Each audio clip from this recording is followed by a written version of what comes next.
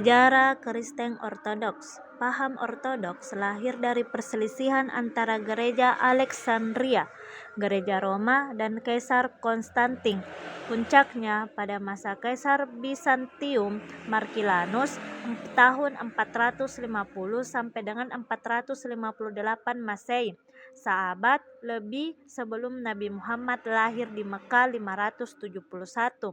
Kala itu, tepatnya pada tahun 451, diadakan Majma Kalkadunia atau Konsili Kalkedonia dalam hal ketuhanan. Buntut dari konsili ini menimbulkan perpecahan di antara gereja-gereja yang sulit disatukan kembali.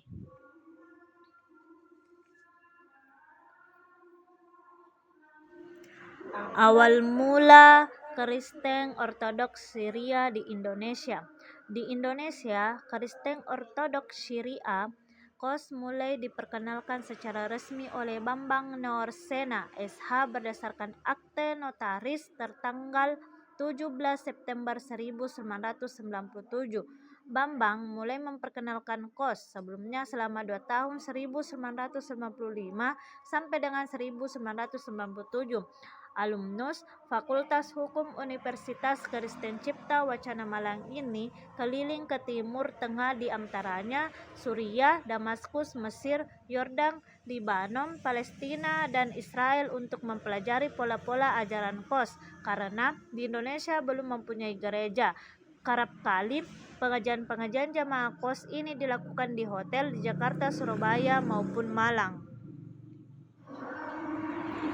Adapun tokoh-tokoh Kristen Ortodoks, yang pertama Arvo Pärt lahir 11 September 1935 di Paide, IPA. Arvo Pärt adalah seorang komponis Estonia yang seringkali diidentifikasikan dengan aliran minimalisme dan lebih tepatnya aliran minimalisme mistik atau minimalisme kudus. Yang kedua, Papias dikenal sebagai tokoh yang menyadarkan orang-orang Kristen Ortodoks akan bahan-bahan yang berisi ucapan Yesus yang tidak diperhatikan oleh kanon. Dan yang terakhir, Kebijaksanaan Salomo adalah sebuah kitab yang ditulis dalam bahasa Yunani dan diduga berasal dari Alexandria sekitar tahun 100 SM.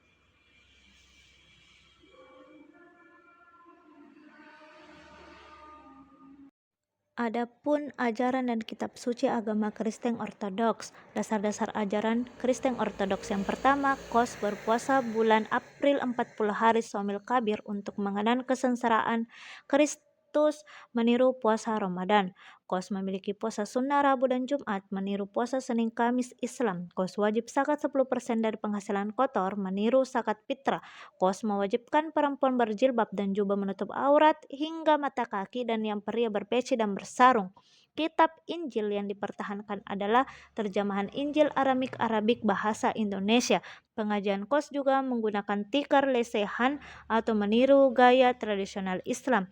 Gaya sholat persis Islam, hanya waktunya ada 7, yaitu 1 awal subuh, 1 salis, duha, 1 hadis, suhur, 1 tas'a, asar, saatul gurub, maghrib, saatun naun, isya, dan saatul lail, tengah malam atau tahajud. Adapun tata cara sholat.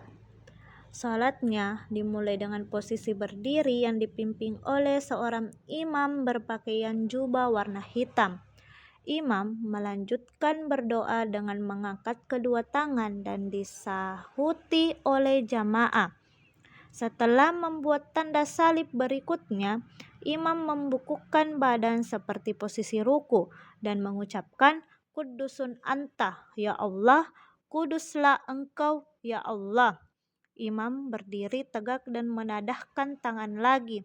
Lalu imam bersujud dan diikuti seluruh jamaah. Selanjutnya dibaca salam walidatullah atwa salam Maria. Imam kemudian membaca petikan sabur alias Mazmur dalam bahasa Amharik dan sholatnya pun berakhir.